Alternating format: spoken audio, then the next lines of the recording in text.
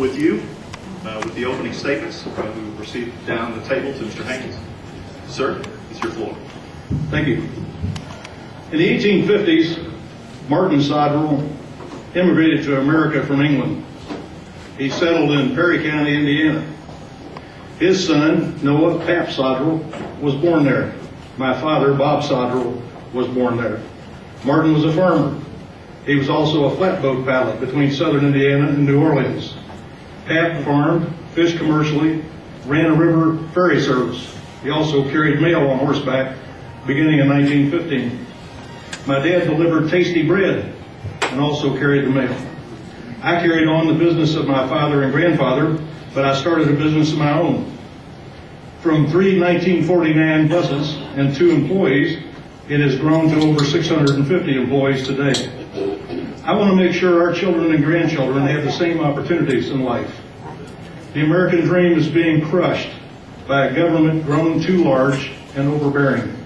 With God's help and your support, we will restore America and revive the American dream. Thank you for coming today.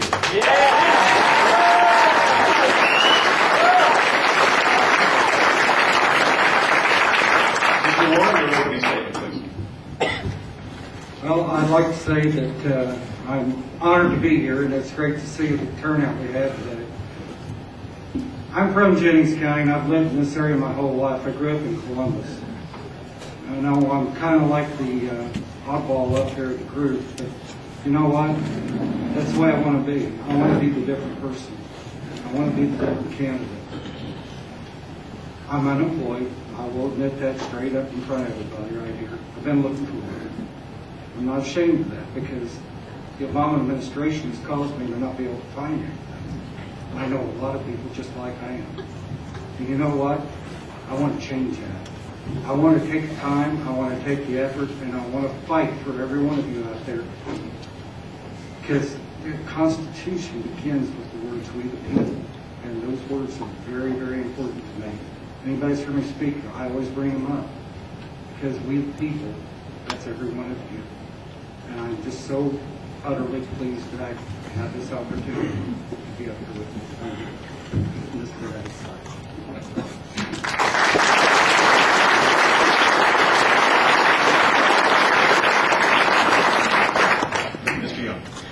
My name's Todd Young, running for Congress because, frankly, I'm tired of politicians giving lip service to things all of you care about.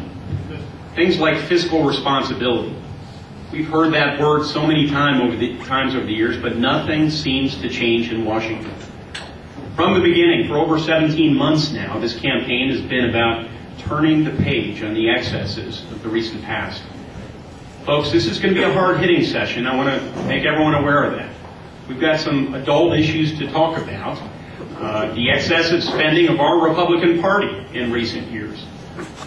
Mike Sodrel was part of that excessive spending, and we're going to talk about that here today. Now, I regret that we can't have more of these forums. Mike, just weeks ago, agreed to participate in weekly debates. That was early February, if I recall, in front of, I believe, a couple of hundred college Republicans, some of whom are here today. Mike Sodrel has cowered away from that challenge and not scheduled those. So perhaps we can get that to change here. But we're going to have some candid talk. I really want to earn your trust and support. I think there's an appetite, though, for real leadership and plain talk right now. We need to change this country. Thank you, Mr. Young. Thank you.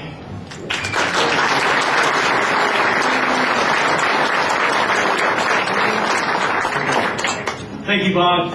It is an honor to be here with you this evening. My name is Travis Hankins, and I'm running for Congress for the 9th Congressional District to represent you and your family. What I want you to know about me is that my top commitment in life is to my Christian faith, then to our conservative values, then to the Republican Party. I stand for the Constitution, limited government, a strong national defense, and traditional moral values. I am not a politician. I'm running for Congress because career politicians have destroyed our Constitution and they are bankrupting our nation. In fact, I believe career politicians have left our country in a big mess and that America is in desperate need of new conservative leadership. And that is exactly why I'm running for Congress.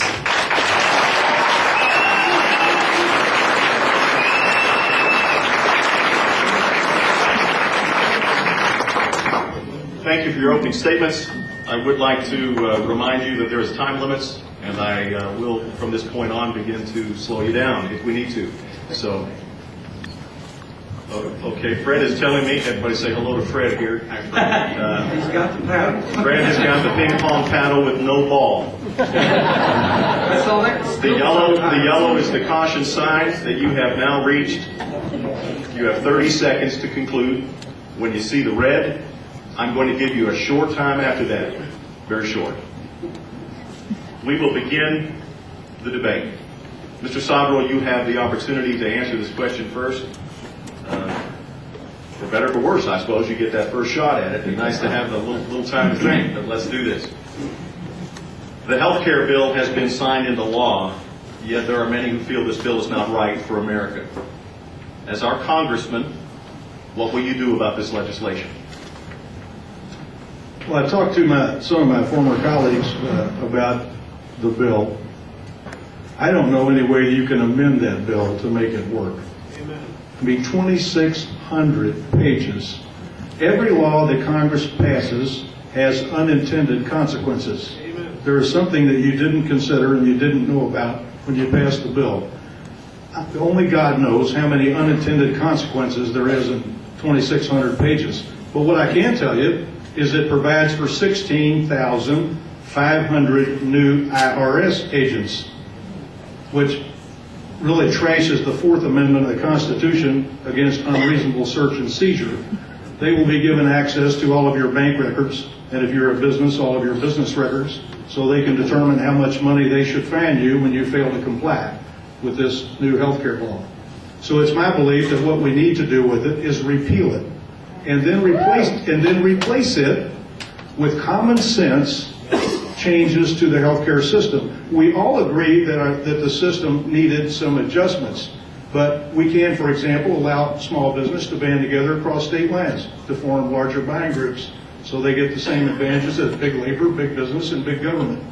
We can have tort reform, so we limit frivolous lawsuits that are being filed. We can expand health savings accounts. We can make the employee's insurance policy rather than the employer, so it's completely portable. Somebody leaves our company, they don't lose their house insurance, they don't lose their car insurance because it's their insurance. The only reason they lose their health insurance is it's the company's policy. In order to do that, I think you'd have to require the carriers to issue 3 standard policies at a minimum, so that people could shop from carrier to carrier knowing that they're getting a price apples for apples.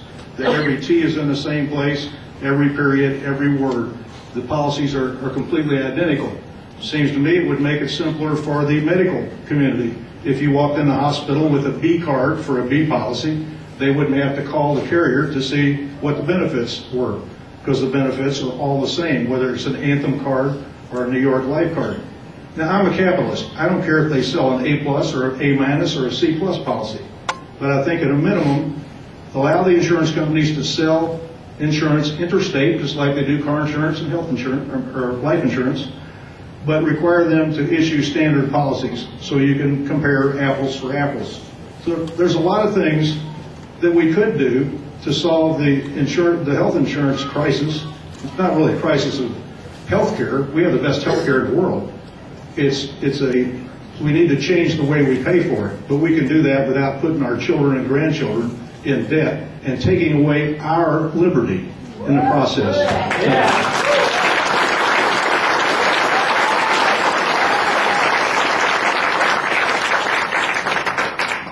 Mr. Warren, do I need to repeat the question for you? No, I fully understand it. And, like Mike said, absolutely, we've got a problem.